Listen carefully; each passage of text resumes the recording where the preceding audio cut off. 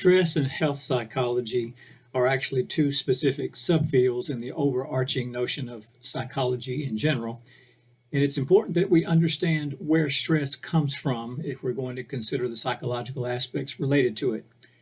Basically, at the end of the day, the very short story is that stress is a response to your body trying to decide if it's going to fight or if it's going to run. In other words, your body gets the sensation of some sort or other that death is imminent, or at least you're under significant threat. What happens is that the body adjusts, it makes some sort of chemical adjustments in whatever response to that perceived stress, and then decides to what extent your body's going to respond. All of this happening in an absolute split of a second. Now, specifically speaking, it's important also for us to note that a stressor specifically is just something in the environment that demands a specific state of tension, or basically if it doesn't create it, it certainly demands it unconsciously. Now, of course, stressors in life go up, they go down. All of us are prone to be stressed at some point or other in time, but it's important to remember that as we change, the more change that's required, the more stress we're going to encounter.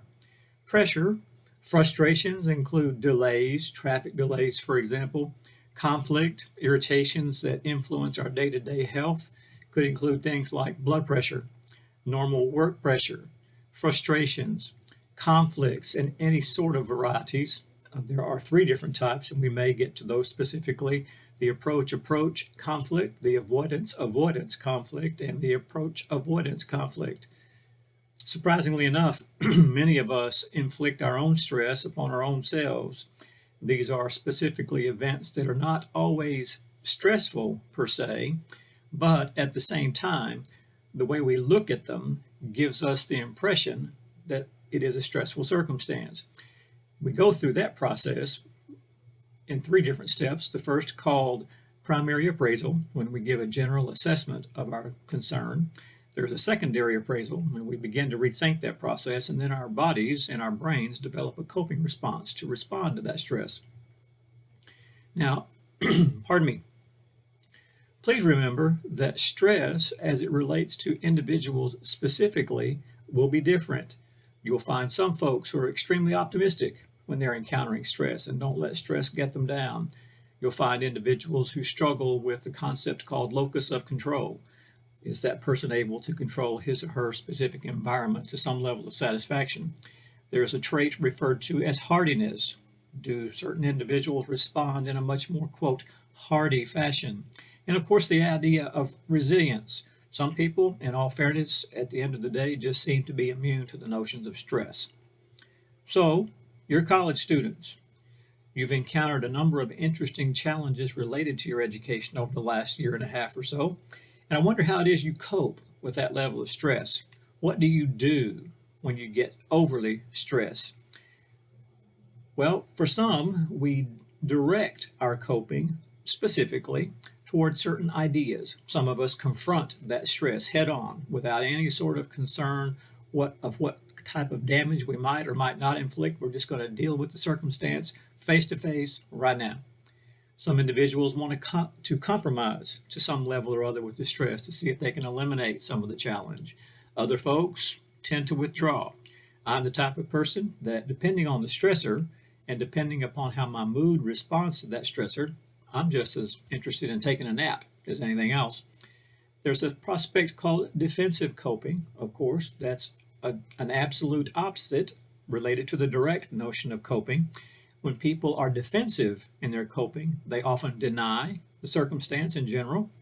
They may repress the circumstance, which is an unconscious squishing down of the stress.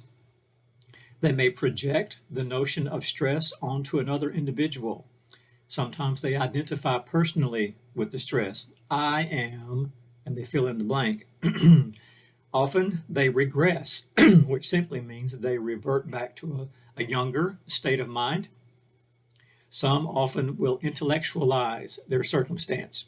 Depending on that matter, lots of individuals will simply make a brain project out of the stress that people are encountering. Now, three other responsive from the defensive perspective include reaction formation, displacement, and sublimation. Take a look at those specifically in your text and see what sort of thoughts they provoke for you.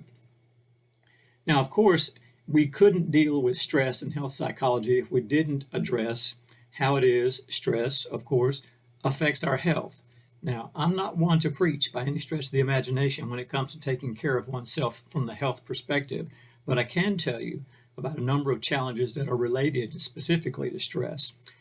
Prolonged exposure to physical and or even psychological stress can prompt a number of health concerns. Discrimination, for example, which is somewhat similar to prejudice, has been linked to a range of mental and physical health issues. Stress management is important in preventing disease and promoting good health.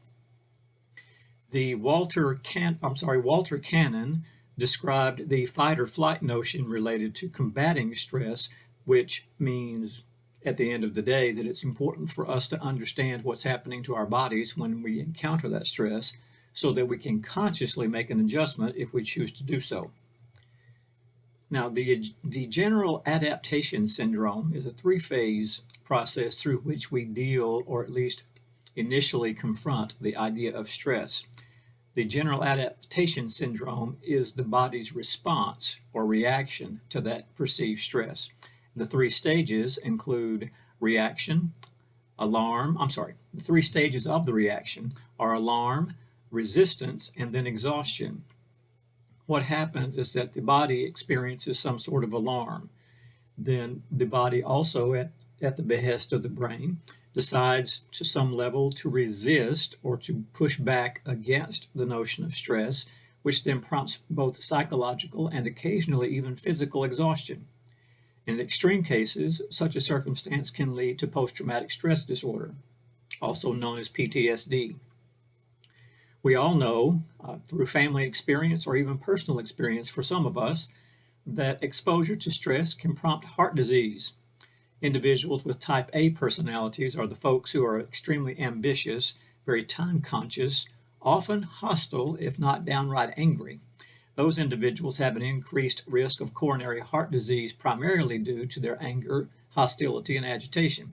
I know any number of individuals who are simply angry all of the time. Is it possible that their hearts will fail them at some point in the future? Realistically, the answer would be yes, if they don't figure out how to manage that agitation more appropriately. Type B personalities are the folks who are much more relaxed and easygoing. They are less prone to heart disease, but still can encounter certain difficulties. Type D personalities, you might guess, are prone to be somewhat more depressed. Their affect, the way they present themselves, is much more negative, and they are typically socially inhibited. Now, each one of those individuals, based on a particular personality type, is going to respond to stress differently. Their bodies will also respond accordingly. Stress also influences the immune system. When individuals are overly stressed, their process to fight off certain conditions or illnesses goes down. Stress causes the immune system to react as though the illness or the invading organism has been detected. It increases the function of the immune system over time. However, as the stress continues to increase, the immune system can then begin to fail. Again, that's not rocket science. As we are overly stressed, we will experience difficulty and become less healthy over time. One factor that positively influences health is locating a doctor with whom you are able to communicate. Communication, however, is only the first step. Assuming that the doctor's advice is accurate, you must also do what the doctor tells you. The rate of adherence to medical advice averages only about 50%, with somewhat higher rates associated with treatments that are designed to cure as opposed to prevent an illness. Now, these rates are relatively consistent regardless of whether the situation involves keeping an appointment with a doctor, taking medication, or staying on a dietary or exercise regimen. Now, there are three general factors that will influence adherence to medical advice: characteristics of the disease and the treatment, the person and the relationship with the medical professional, as well as low adherence rates being often associated with treatments of long duration, more complex treatments requiring a number of different medications, for example, and negative interactions with medical personnel. Might be poor communication, delays in getting an appointment, or delays in the waiting room, or even receiving a return call. The increased rates of adherence are often related to a personal perception of the severity of the illness, strong and social support, a personal belief in the efficacy of the treatment, clear, specific information from medical personnel about about the illness and the reasons for a particular treatment regimen, and personal characteristics of the medical personnel, such as being friendly, warm, caring, offering a decent attitude. Finally, adherence does not seem to be related to disease severity as defined solely by medical personnel. Severity of treatment side effects, personality traits, or even demographic characteristics, at least when measured independently, such as age, gender, race, or even educational level.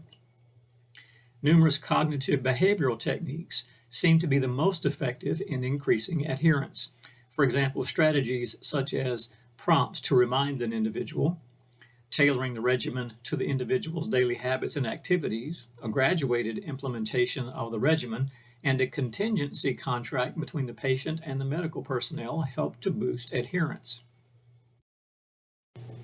There are 4 proven ways to reduce stress. The first one of those is very simple: calm down. Exercise and relaxation training is often a good idea for most people. Number 2 is to reach out. Social and emotional support can often help people maintain good health in general, and certainly can help them improve psychological health. Number 3 is religion and altruism. I would toss in the notion of spirituality as well for some. That simply translates into be nice. Treat others as you would have them treat you. And better yet, treat them as they would like to be treated. And number 4 is to learn how to cope effectively. Be proactive, positive in your appraisal, and have a good humor about the whole process. Of course, it's important to adapt a healthy lifestyle, which is going to include diet, exercise. I'm not one to harp on individuals who smoke. I'm an ex-smoker. If you do smoke, you might want to consider the stopping of that smoking. If you don't smoke, I would strongly suggest that you not start. You can also avoid high-risk behaviors. That will be challenging for some people, I know. What about extreme stress? What is it you can do when you're encountering extreme stress, at least extreme as defined by our text? The last year and a half or so is an exceptional example of extreme stress for most people. Some folks have been unemployed. Some folks have had to experience divorce or separation. We've encountered death, which prompts grieving and bereavement. Various and sundry catastrophes across the planet, perhaps even in your own world, even combat and other warlike situations across the planet provoke all kinds of extreme stress. Post-traumatic stress disorder is actually a psychological disorder in which individuals experience an actual exposure to a traumatic event. Specifically, the traumatic event usually needs to involve the possibility of one's death. I can encounter a traumatic event, specifically, let's say, for example, child abuse as a child. That does not necessarily mean that whatever difficulties I experience later in life are post-traumatically induced. Again, that's going to depend on specific circumstances and the clinicians involved. But exposure to a specific event of significant trauma can lead to PTSD, which includes symptoms of nightmares, flashbacks, and the reimagining or the re-experiencing of the events themselves. PTSD is usually, not always, but usually associated with soldiers and veterans, often civilians who find themselves in PTSD-inducing situations. For example, I've encountered numerous individuals who have dealt with some sort of sexual assault. A number of years ago, I had a client who was taking her infant child to visit the baby's father at a hotel. What actually occurred is that she took the baby to the hotel. left the baby with the baby's father, and then left for the day. Upon arriving back at the hotel, she knocked on the door to pick up her son, and no one answered the door. She could hear someone in the hotel room moving around, but no one would come to the door. She continued to knock on the door. Eventually, I don't recall exactly how many minutes it took him, but the father did answer the hotel door. The mother walked in, picked up the baby's carrier because the baby's carrier was covered up, just like she would have done when she was taking the baby back to the car. She took the baby to the car, put the baby into the car seat, and drove home. When she got to her house, she took the baby carrier out of the car, took the baby into the house, opened up the carrier, and realized that her son was dead. What had actually occurred is that while the father was rooting around or banging around in a room, he was actually suffocating their son. That woman, because of that circumstance, developed any number of symptoms related to post-traumatic stress disorder. Was that disorder a legitimate concern for her? Most definitely. But interestingly, we do find in some circumstances that not everyone who is exposed to some sort of specific condition or some life-threatening circumstance develops post-traumatic stress disorder. It's a very interesting riddle that clinicians have yet to define specifically. What about the well-adjusted person? How does that person respond? Now, well-adjustment does not always mean that that individual is extremely happy or always conforming to a specific circumstance. A well-adjusted individual is someone who simply acknowledges the reality of life and manages to cope in a way that works for him or her. At the end of the day, each of us has to decide to what extent we're going to allow stress to interfere with our daily function. We can live in a constant state of fear, angst, or concern about our physical health, as well as our psychological health, or even spend much more time considering how those two things influence our daily lives as we relate to our family members, our other circumstances in life. At the end of the day, we as individuals get to decide to what extent we're going to allow our own stress to inhibit our daily function. I hope you have a great week.